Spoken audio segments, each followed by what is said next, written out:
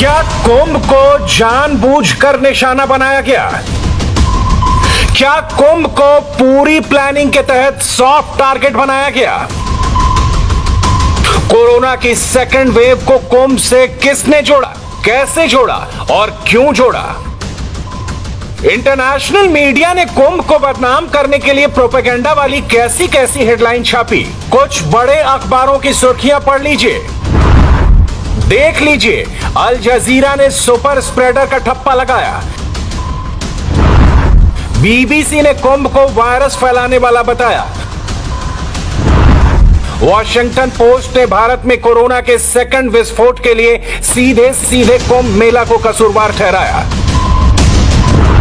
The guardian तो एक कदम आगे निकला, बाकियों ने सीधे सीधे कुंभ का नाम लिया, मगर ये तो सीधे हिंदुओं पर पहुंच गया, धर्म की बातें करने लगा।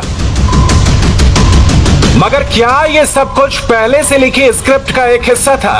क्या कुंभ को बदनाम करने वाला महागठबंधन बना? क्या दुनिया के नाम चीन अखबारों में एंटी कुंभ कैंपेन का नैरेटिव चलाया गया? क्या इस एजेंडे के पीछे कोई पॉलिटिकल दिमाग था? कांग्रेस के माउथपीस नेशनल हेराल्ड में छपी इस हेडलाइन की स्क्रिप्ट कहां और किसने लिखी? कांग्रेस के नेताओं की ट्विटर टाइमलाइन पर एंटी कुंभ वाले हैशटैग क्यों घूम रहे थे? और सबसे बड़ी बात कि क्या यह महज संयोग था या कोई बहुत बड़ा प्रयोग था जिसके तहत बाकायदा एक टूल किट में कुंभ का जिक्र हुआ, बार बार सुपर स्प्रेडर कुंभ वाले मैसेज फैलाए गए, सेम टू सेम टेक्स्ट हर मोबाइल पर पहुंचाए गए, इंटरनेशनल जर्नलिस्ट से साठ गांठ की बात कही गई। आज हम आपको फैक्ट्स एंड फिगर के साथ बताएंगे कि कैसे नेशनल से लेकर इंटरनेशनल प्लेटफॉर्म्स तक कोरोना की दूसरी लहर के लिए बेवजह कुंभ को बड़ा मुद्दा बनाया गया। फैक्ट्स चौंकाने वाले हैं, एक एक चीज हैरान करने वाली है। जिस वक्त 2021 में हरिद्वार में महाकुंभ मेला की घोषणा हुई, उस वक्त कोरोना की पहली लहर लगभग कम हो चुकी थी, कुल मामले 10,000 की रेंज में थे। महामारी को देखते हुए इस बार कुंभ का ड्यूरेशन कम कर दिया गया और सिर्फ 1 महीना रखा गया। मगर 1 से 30 अप्रैल तक कुंभ के ऐलान के साथ ही देश और विदेश में बैठे वल्चर एक्टिव हो गए और कुंभ के खिलाफ एजेंडा चलना शुरू हो गया। कुंभ के दौरान साइंटिफिक और डेटा बेस्ड एनालिसिस करने पर पता चलता है कि कुंभ ने दूसरी लहर को बढ़ने में कोई भूमिका नहीं निभाई है। इसे 4 अलग अलग मैप से समझिए।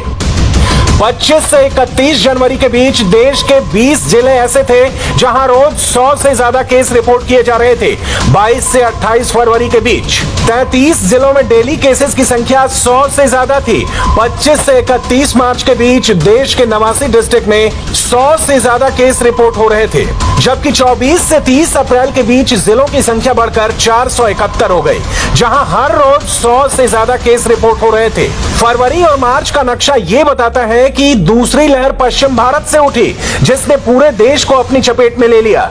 मगर कुछ मोदी विरोधियों और पश्चिम मीडिया ने खबर फैलाई कि कुंभ तो कोरोना का सुपर स्प्रेडर निकला, हरिद्वार से पूरे इंडिया में कोरोना का सेकंड वेव फैल गया। कुंभ और हरिद्वार को लेकर जैसा गलत नैरेटिव सेट करने की कोशिश की गई, अब उसकी एक दूसरी और असली फैक्ट शीट देखिए। कुंभ के दौरान देश के प्रमुख शहरों की पॉजिटिविटी रेट देखने पर पता चलता है कि दूसरी लहर कुंभ की शुरुआत से पहले ही देश के दूसरे हिस्सों में तबाही मचा रही थी। मसलन उस वक्त नागपुर में पॉजिटिविटी रेट पीक पर थी। इसकी तुलना में हरिद्वार और देहरादून में केस उतने ऊपर नहीं गए थे।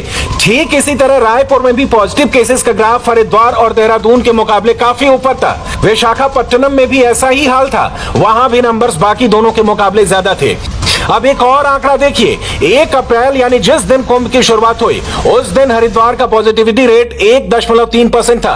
12 अप्रैल को 35 लाख श्रद्धालुओं ने शाही स्नान किया। 14 अप्रैल को 14 लाख श्रद्धालु इकट्ठा हुए। इसके 3 हफ्तों यानी 2 शाही स्नान के बाद 22 अप्रैल को हरिद्वार का पॉजिटिविटी रेट 3.5% था। ध्यान देने वाली बात है कि कुंभ शुरू होने के बाद हरिद्वार में पॉजिटिविटी रेट बढ़ा जरूर, लेकिन वो सेफ लिमिट के भीतर थी और इस सेफ लिमिट का पैमाना है 5% या उससे कम। मगर ये फैक्ट दुनिया से छिपा लिया गया। ना तो विदेशी मीडिया ने हेडलाइन बनाई और ना ही मोदी विरोधियों ने इसे आप तक पहुंचाया। जानते हैं क्यों? क्योंकि ये सब कुछ एक सोची समझी प्लानिंग का हिस्सा था।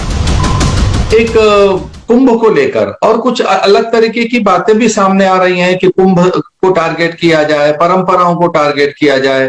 पिछले दिनों हमने देखा टाइम मैगजीन में किस तरह से लाशें दिखाई गई, किस तरह से अफरा तफरी दिखाई जा रही है। तो एक सुनियोजित ढंग से एक भ्रामक प्रचार, एक दुष्प्रचार, एक अलग रणनीति के साथ में हमारे जो मान बिंदु है, जो हमारी परंपराएं हैं, विशेषकर जैसे कुंभ है।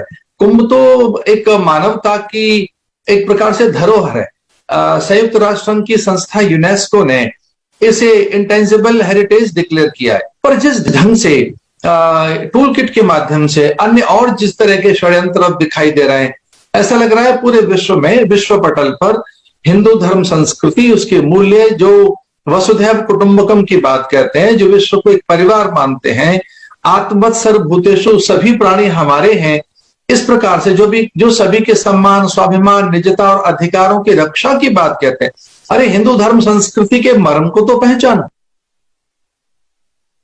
यानी कोविड अप्रोप्रिएट बिहेवियर का पूरा ख्याल रखा गया, मगर दूसरे राज्यों में जब कोरोना की रफ्तार तेजी से बढ़ी तो प्रधानमंत्री ने सीधे स्वामी अवधेशानंद गिरी को फोन मिलाया। मोदी ने 2 शाही स्नान के बाद कुंभ को प्रतीकात्मक रखने की सलाह दी, जिसके जवाब में समय से पहले ही कुंभ के समापन का फैसला ले लिया गया।